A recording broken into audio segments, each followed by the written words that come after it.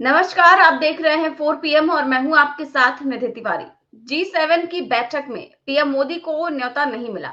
भारत को न्योता नहीं मिला, जिसके बाद से ही लगातार इसकी चर्चाएं हो रही थी। विपक्ष लगातार इसकी आलोचना कर रहा था कि कौन सी जो है हर तरह से जो मोदी जी हैं वो विदेश नीति में फेल हो चुके हैं। आखिर ऐसा क्यों हुआ कि कनाडा ने न्योता नहीं दिया और भारत के साथ कनाडा ने ऐसा क्यों किया। लेकिन आज अचानक से खबर आई कि कनाडा के प्रधानमंत्री ने न केवल प्रधानमंत्री मोदी को फोन किया, बल्कि हमारे मोदी जी G7 की बैठक में जाने के लिए तैयार भी हो गए। अचानक वो कनाडा जो भारत को न्योता नहीं दे रहा था या फिर न्योता नहीं देने की बात सामने आ रही थी, अचानक उस कनाडा का हृदय परिवर्तन हुआ।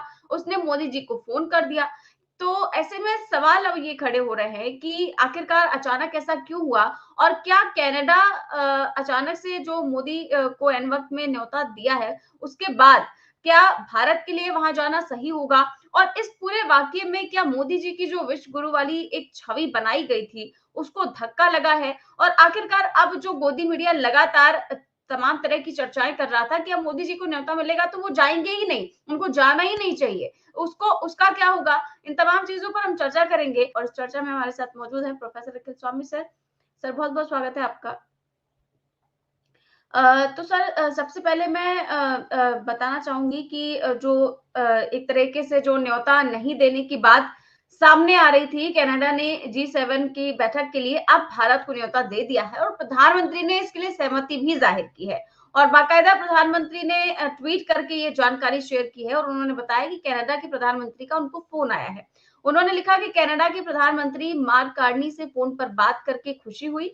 उन्हें हाल ही में हुए चुनाव में उनकी जीत पर बधाई दी। पीएम मोदी ने आगे लिखा कि इस महीने के अंत में कनास्की में होने वाले G7 के शिखर सम्मेलन में आमंत्रित करने के लिए उन्हें धन्यवाद दिया और बहुत जल्द उनसे मिलने की बात यहाँ पर प्रधानमंत्री मोदी ने लिखी है। तो सर अचानक से ये जो G7 की बैठक में मोदी जी को ना बुलाना और फिर अचानक से बुलाना, क्या कनाडा भारत को अपमानित नहीं कर रहा था? और अगर कनाडा ने ये कर दिया था, तो क्या भारत के प्रधानमंत्री को ऐन वक्त में न्योता मिलने के बाद वहां पर जाना चाहिए या नहीं जाना चाहिए? जय संविधान।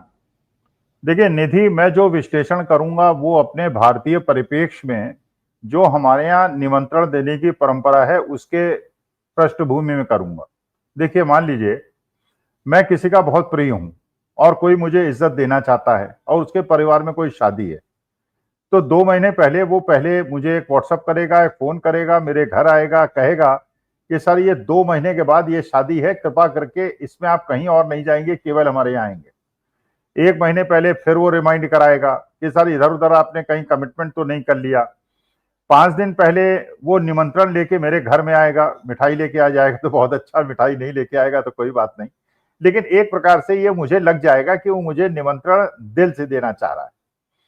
लेकिन कई बार ऐसा होता है निधि, अभी आपको शायद बहुत एक्सपीरियंस नहीं होगा, अपने मदर फादर से पूछिएगा, वो आपको बताएंगे। हमारे साथ तो होता है। मान लीजिए हमने कोई पार्टी के लिए 100 लोगों के लिए अरेंजमेंट किया। अच्छा, आप जानती हैं कि जब होटल में आप अरेंजमेंट करते हैं तो वो तो 100 लोगों के हिसाब से पैसा ले लेते हैं, और अब आप 80 आदमी आए तो भी 100 के हिसाब से लेंगे, 120 आएंगे तो 20 का एक्स्ट्रा लेंगे, लेकिन अगर 50 आदमी आए तो पैसा तो वो 100 ही का लेंगे। तो उस समय हम लोग क्या करते हैं, हम लोग ये करते हैं कि लास्ट मोमेंट पे कुछ ऐसे लोग जिनको अन्यथा हम बुलाना नहीं चाहते थे, उन्हें फोन करेंगे कि भैया आ जाओ यार, माफ करना यार, भूल गए थे, तुम्हारा नाम लिखना भूल गए थे इनविटेशन, लेकिन तुम आ जाओ। क्यों? मकसद क्या होता है यार, खाना बेकार जाने वाला है, इनको बुला लो और इनको खाना खिला देंगे, कम से कम मेरा पैसा तो बच जाएगा, तो एक ऑब्लिगेशन भी हो जाएगा। तो ये गेस्ट जो होते हैं वो 3 प्रकार के होते हैं। एक, जिनको बार बार रिमाइंड कराया जाता है, जिनको निमंत्रण दिया जाता है, जिनको बार बार कहा जाता है कि आपको आना है, और एक वो लास्ट मोमेंट पे। तो मैं ये माननीय मोदी जी और उनके देश के प्रधानमंत्री के लिए कोई ऐसी बात नहीं कर रहा हूं, मैं अपना अनुभव जो हमारे भारतीय परिप्रेक्ष्य में होता है उसकी बात कर रहा हूं। तो मुझे लगता है कि लास्ट मोमेंट पे निमंत्रण जो है, इसका मतलब ये है कि इसके पीछे कोई और राज है। अच्छा, एक निधि, मेरा जो व्यक्तिगत निवेदन है, अगर मान लीजिए मोदी जी से मेरे संबंध होते या मैं उनका एडवाइजर होता और मान लीजिए उन्होंने मुझसे पूछा होता क्या मुझको जाना चाहिए कि नहीं जाना चाहिए, तो मैं उनसे कहता कि आपको सर बिल्कुल नहीं जाना चाहिए। देखिए उसका कारण है, मैं समझ रहा हूं एक बहुत बड़ा ट्रैप है ये। ये कनाडा ने और डोनाल्ड ट्रंप ने और बाकी ये G7 वालों ने बहुत बड़ा ट्रैप बिछाया है जिसपे वो मोदी जी को फंसाना चाहते हैं। वो ट्रैप क्या है, और शायद मोदी जी भी जानते होंगे, मोदी जी भी बुद्धिमान व्यक्ति हैं, MA in entire political science है, उनको बहुत ज्ञान है, तो ज्ञानी है, 11 साल से देश के प्रधानमंत्री हैं।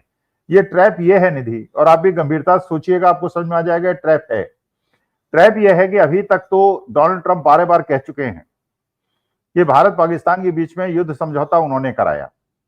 अच्छा, मोदी जी कुछ बोल नहीं रहे हैं। हमारे डीजीएमओ कह रहे हैं कि नहीं, पाकिस्तान के डीजीएमओ का फोन आया था, हमने किया है, और इसमें किसी और का, लेकिन वो डोनाल्ड ट्रंप का नाम नहीं ले रहे हैं। इसका मतलब यह है कि डोनाल्ड ट्रंप जो बात रिपीटेडली कह रहे हैं उसको हमारे डीजीएमओ रिफ्यूट करने का प्रयास कर रहे हैं। अब मान लीजिए वहां पे डोनाल्ड ट्रंप और मोदी जी साथ साथ हों, और मान लीजिए डोनाल्ड ट्रंप के, उसको आप जानते हैं नेचर को, ये तो मानी बात है कि पर्सनैलिटी को आपको पढ़ना पड़ेगा, और डोनाल्ड ट्रंप ने कहीं 100 प्रेस वालों के सामने मोदी जी से कहा कि मोदी जी ये बताइए, ये जो युद्ध विराम हुआ है आपके डीजीएमओ ने कराया, मैंने कराया। अब मोदी जी क्या जवाब देंगे, आप सोचिए, जस्ट इमेजिन मोदी जी क्या जवाब देंगे। अच्छा, मोदी जी अगर ये कहेंगे नहीं सर आपने नहीं कराया है, तो हमारे डीजीएमओ ने कराया, तो वो डोनाल्ड ट्रंप का, अच्छा ठीक है बेटा, मैं अभी प्रूफ दिखाता हूं कि मैंने तुम्हें फोन किया था, ये रिकॉर्डिंग है, और ये समय किया था, और इस समय तुमने समझौता किया, और ये भाई मानी बात है, डोनाल्ड ट्रंप तो डोनाल्ड ट्रंप है, और अमेरिका की खुफिया एजेंसी, वो तो गौतम अडानी के भतीजे की भी पुरानी डिलीटेड फाइल्स को निकाल सकते हैं, तो दे कैन डू एनीथिंग। अच्छा, ये कह दिया कि नहीं आपने युद्ध समझौता कराया, डीजीएमओ झूठ बोल रहा था, तो भारत के अंदर क्या स्थिति होगी, बिहार के इलेक्शन के अंदर क्या स्थिति होगी।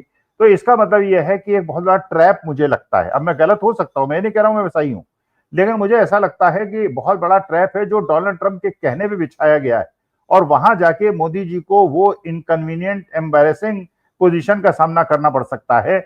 इसलिए अगर मोदी जी वहां गए, इसीलिए गोदी मीडिया, मुझे लगता है इसीलिए गोदी मीडिया ये बैकग्राउंड बना रहा है।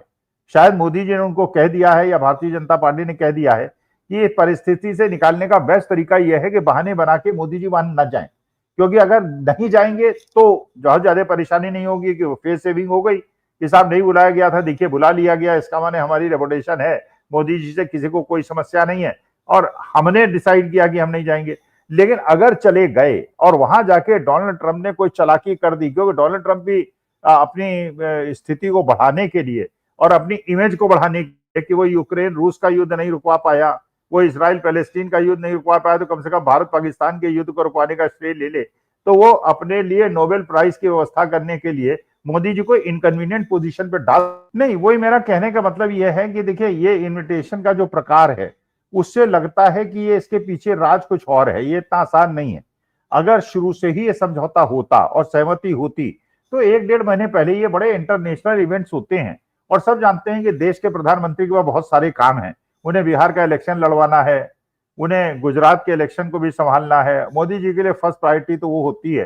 तो ऐसे समय में अगर 1.5-2 महीने पहले उनको नहीं बताया जाएगा तो पूर्व नियोजित कार्यक्रम, जैसे मोदी जी इतने बिजी थे, भाई आप देखिए ना, जब से पहलगांव की घटना हुई है मोदी जी कितने बिजी थे, वो फिल्म कलाकारों के कार्यक्रम में उनको जाना था, एबीपी न्यूज के कार्यक्रम में जाना था, वो ब्रिज के इनॉग्रेशन में उनको जाना था, तो पहलगांव के जो पीड़ित थे उनके पास कैसे जा सकते थे, वो उनके परिवार से कैसे मिल सकते थे। तो मोदी जी का देखिए कार्यक्रम बहुत व्यस्त होता है, बिहार का इलेक्शन है, बिहार के इलेक्शन में उनको बहुत ज्यादा करना है, लेकिन लास्ट मोमेंट पे अगर 7-8 दिन पहले उनको इन्विटेशन मिल रहा है, इसका मतलब यह है ये बहुत बड़ा ट्रैप है, और मोदी जी को बुद्धिमान व्यक्ति हैं, इसलिए वो मेरे ख्याल से इस ट्रैप में नहीं फंसेंगे, ऐसी मेरी आशा है।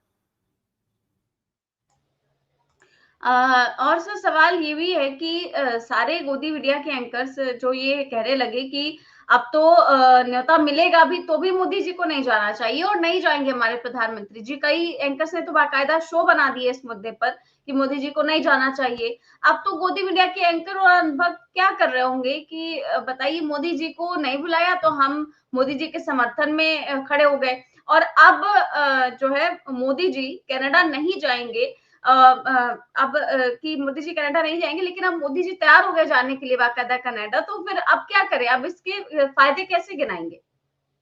नहीं फायदे तो देखिए, गोदी मीडिया तो इतनी बेशर्मी पे उतर आता है, वो हर चीज का फायदा गिना सकता है। आजकल वो ये तैयारी कर रहा है, सीज फायर के फायदे बताएगा, वो हर तरह के। गोदी मीडिया के अंदर मैं डिस्कशन देख रहा था तो वहां बात हो रही थी कि देखिए वो ब्रिज बना है, जो इतना बड़ा ब्रिज बना है, इतना हायर ब्रिज बना है, जिसके मोदी जी उसका इनॉग्रेशन कर रहे हैं, झंडा लेके झंडा हिला रहे हैं, देखिए ये काम मोदी जी ने कर दिया, वो काम मोदी जी ने कर दिया।